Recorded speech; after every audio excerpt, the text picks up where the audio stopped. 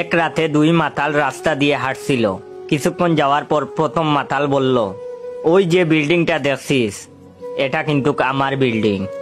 চল এক কাজ করি, ওটাকে দুজন ঠেলে আমাদের বাড়ির কাছে নিয়ে যাই। তারপর দুজন গায়ের শার্ট খুলে রেখে বিল্ডিংটা ঠেলতে লাগলো। তখন পিছন থেকে এক চুরে তাদের শার্ট নিয়ে পালিয়ে গেল।